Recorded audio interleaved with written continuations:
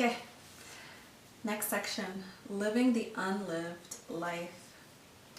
One of the highest areas of active imagination is to find a level on which we may experience the unlived parts of ourselves. We are all a rich mixture of archetypes, energies, and potentialities. Some of the possibilities within us are never lived out because they look bad or inferior to us. Our egos tend to classify anything they don't understand as bad, and naturally, we avoid looking at the things in us that make us uncomfortable. But if we can find our way around our ego's prejudices, we are surprised to find that some of these unlived or repressed qualities turn out to be the finest strengths that we have. Probably the main reason that we all have so many unlived lives is that there are just not enough years in a human life to experience all the possible personalities, talents, occupations, and relationships that are contained potentially within us. At some point along the way, we all make choices. A man may feel he has the makings of a concert pianist, but he also has a talent for business, and he finds himself climbing the corporate ladder, organizing his life around the business world and supporting a family. Still, the artist in him lives on as a potentiality that he hasn't had time to live externally. In the same way, a woman who chooses to be a business person may wake up one day, years later, and realize that some other part of her always longed to stay home with the children and be a housewife. How sexist.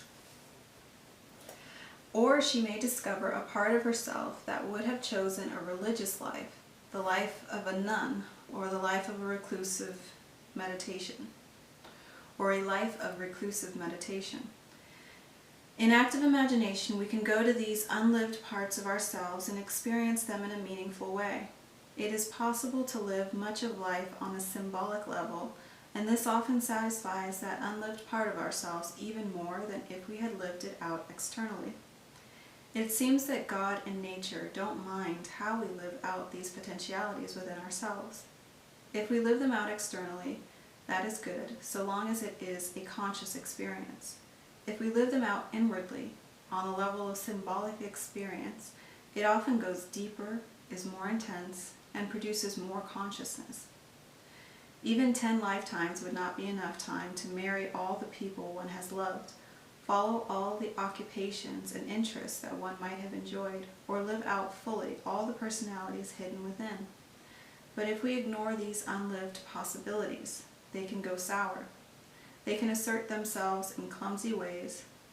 We may sit around feeling nostalgic about what might have been, or we can get bitter and blame bad luck or other people for denying us the chance to be heroic, rich, or famous. Whatever that other life is, you can still live it if you will consent to do so as an inner experience. In dream and imagination, you can go to that unlived life. You can discover what it would have felt like to follow that route rather than the ones you chose. You can experience both the negative and the positive sides of it in active imagination. Very likely you will discover that it wouldn't have been so much more wonderful than the life you had lived. But it is important that you experience it, for all the main energies in your total self need to be lived out in some conscious way. I know a man who has a very strong religious vocation. Although he never became a priest in the church, he lives for all practical purposes like a monk. He has remained a bachelor and leads a life that is reclusive, spending his days in prayer, contemplation, meditation, and the inner world. At the same time, he serves a very important function among his large, extended Latin family. He carries the religious presence for them, and he is the counselor they turn to when they need wisdom from the inner world.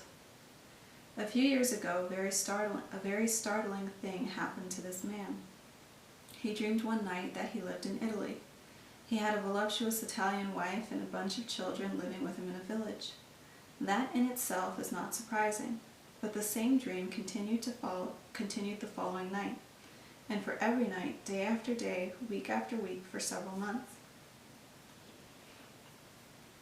Every night he returned in his dream to that same village, to his wife and family, and lived the complete life of a husband and father. He loved his wife, fought with her, took care of the children, worked hard to support them. He went to work and brought home huge bags of food on his back to feed his hungry brood.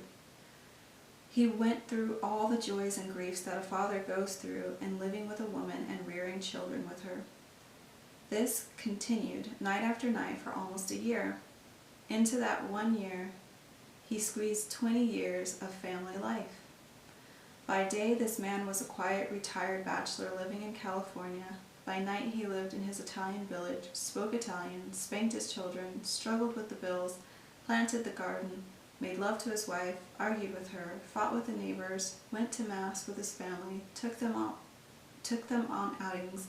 He woke up every morning exhausted from his difficult life as a family man. This man grew accustomed to his life as a father, looked forward to seeing his children every night and having a new adventure. Then suddenly the life in his Italian village came to an end one night with this dream. I am working so very hard again, trying to take care of my family. I am clearing away the rubble from an old structure, a house or an ancient wall that has fallen down after many centuries. It is an old stone, a clay structure dating back to ancient times that has collapsed. As I'm working, I discover, crushed under the stones, a very old rose bush. It has been crushed under the fallen stones for many years, and it looks dead, even petrified. I somehow know that this is the ancient rose that grew in this land even before this village was here. It carries the life force and the promise of life and the continuity of generations for my family and my village. I sense somehow that it is not dead, but still lives. I take it reverently and carry it into my garden. My garden is a perfect square in the courtyard surrounded by the walls of my house, Moorish style. I make a place for the rose bush at the exact center of the garden.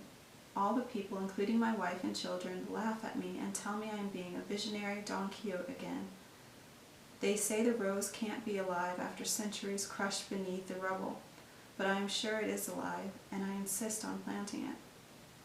I carefully prepare the soil, put the rose bush in its place, pack the soil in water. It seems that some time passes. Then I see that the rose bush is coming to life before our eyes. It puts out green leaves, and then one perfect red rose appears. This magnificent conclusion tells us what was at stake all along as this man lived his unlived life in the Italian village. It was the self. It was the wholeness of his being. The rose is a great symbol of the archetypal self, associated in the Latin Church with both the Holy Virgin and Christ.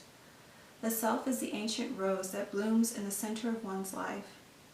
It was this primordial inner unity that this man brought into bloom within his individual soul by living in the ancient village, living out the ancient role of the family man, bringing all the disparate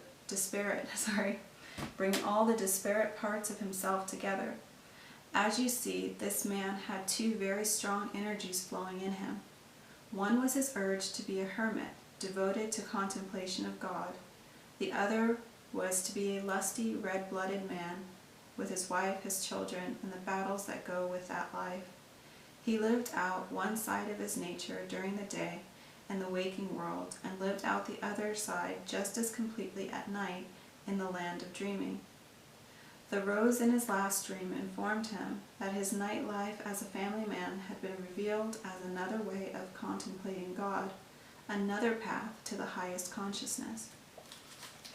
This living of the unlived life can be done just as completely, just as perfectly through active imagination.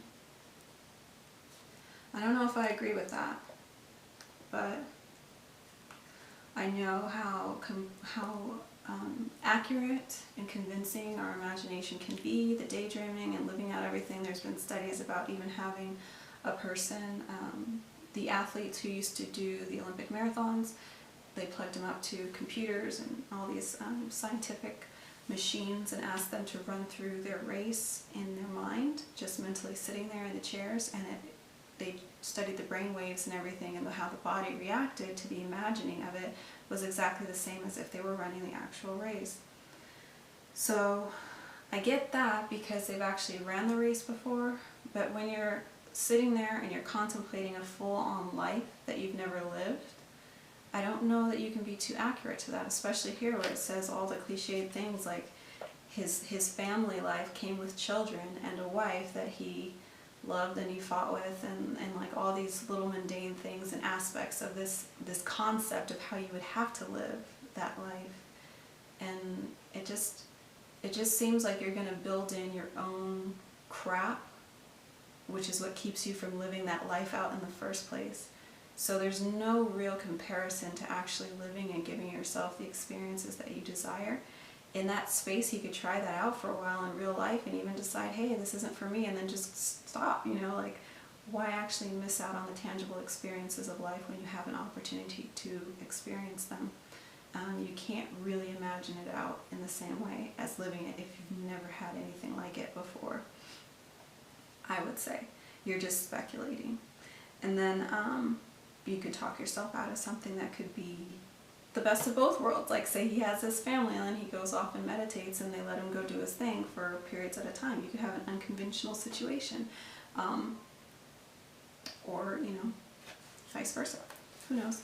But Robert A. Johnson is saying that you can totally live multiple lives at once and just daydream and feel fulfilled. So we'll go with that out of respect. Continuing on. I once lived in a house on a cliff overlooking the ocean with a stairway down to the beach. I put on a coat and tie every morning and drove to my office in San Diego. I had a reasonable position, a waiting list of patients, a nice house, good friends. I should have been completely fulfilled, or so I thought. But somewhere along the way, a fantasy started creeping into my mind from the edges of my consciousness. I would be standing outside my house and see one of the surf bums walk by. Surf bums being fellows who spend the whole day on the beach with their surfboards and sit by campfires half the night with their surfer girls.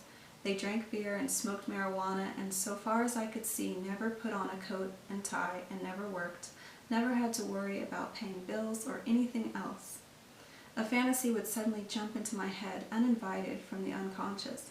If I committed some indiscretion in my profession, I could get kicked out of the church, out of my professional status.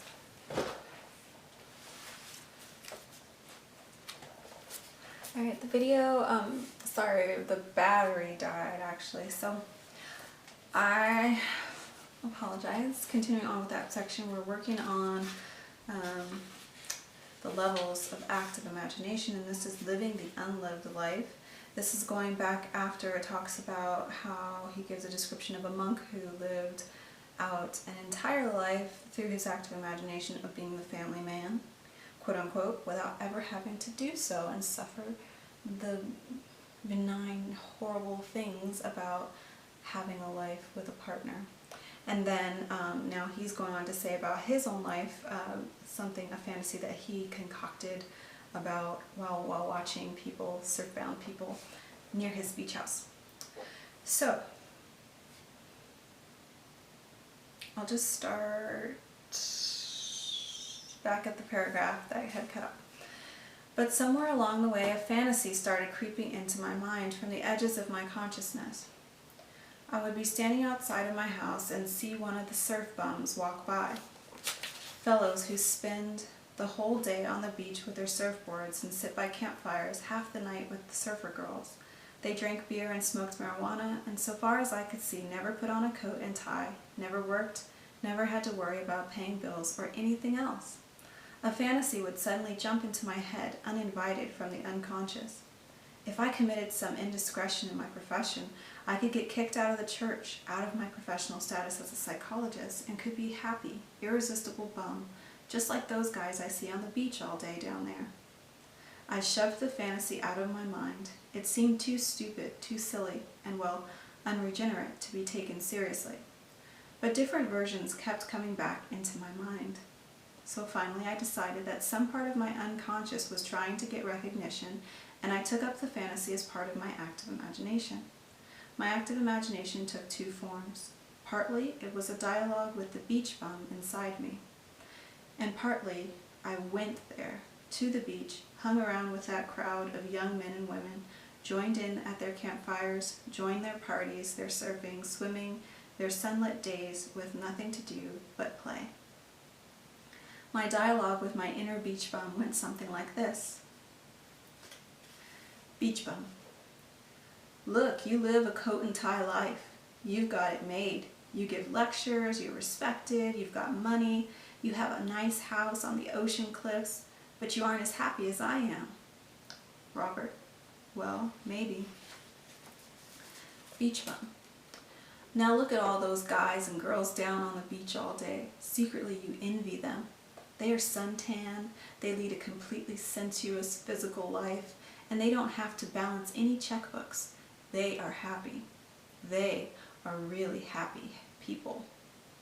At this point, my respectable world with a professional niche and my coat and tie began to fall apart in my estimation, and the dialogue continued. It got worse. Beach bum.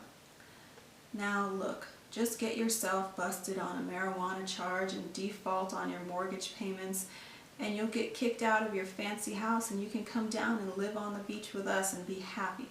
You can do all-night things on the beach and sponge off people, and I'll show you how to make money off drugs. You can be happy like us. You can see why we usually don't like to look at these possibilities in ourselves. At this point, I began to answer back. Robert. But I like my house on the cliff. I like my guests who come. They wake up in the morning and there is the surf pounding and it is beautiful. I don't want to give that up. And I like my work. I love seeing what happens to people who take their analysis seriously and make a true evolution in consciousness. I love seeing the thrill that comes to people when they wake up to the inner world. So although my profession may seem stuffy at times, it is a way of experiencing something very high, very beautiful. Beach bum. But aren't you sick and tired of the patience? Aren't you sick and tired of the responsibility? Aren't you tired of listening to other people's complaints? Robert.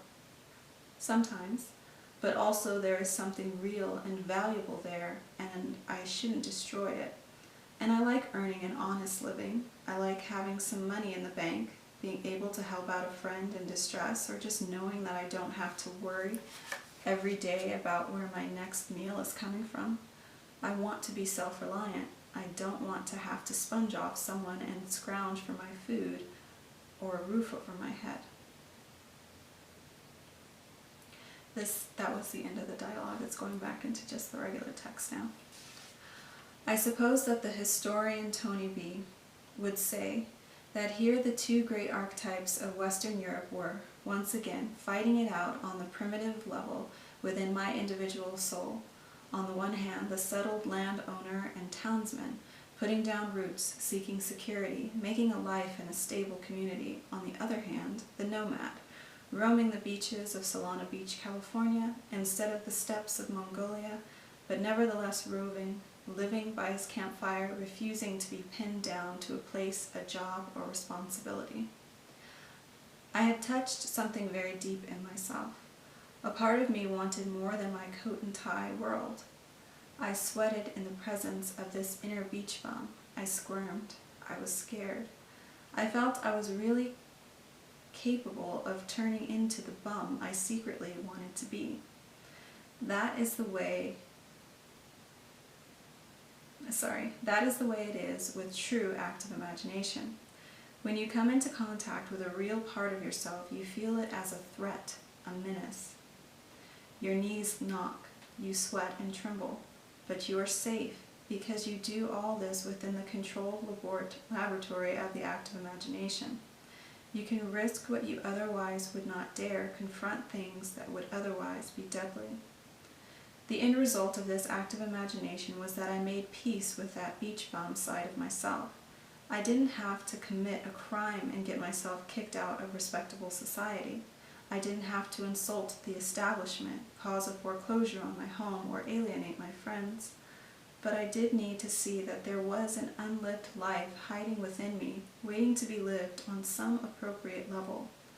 The first appropriate level was the level of active imagination. But since then, I've discovered other levels that merge with my external physical life. I've learned that the beach bum inside me gets very happy if I take several days off and go out to a friend's cabin in the Borrego Desert. I like the sun, wander around among the cacti and coyotes, and find myself in a truer, happier Dionysian realm than I ever could have found among the nomads on the beach. It is this same Dionysian, sensual, nomadic quality in me that is nourished so joyfully when I go to India. I live in a world there that is physical, made up of sunlight, sights, and sounds, and the feeling of tribal connection with the people. I love it. It is a more evolved, more complete version of the potentiality I touched when I went to my inner beach bum years ago in active imagination. If you go to your inner beach bum or your inner hobo and give him or her a chance to live, you find eventually that this bum is really a Sunyasin, Sunyasin, which is a wandering, mendicant holy man in disguise, and the nomadic wanderings turn out to be pilgrimages. Just seeking an adventure, a change, a thrill, in addition to the mundane. Yikes. I think I'm going to stop it again and read the next section, which is the Washerwoman and Our Lady of Guadalupe. Be right back.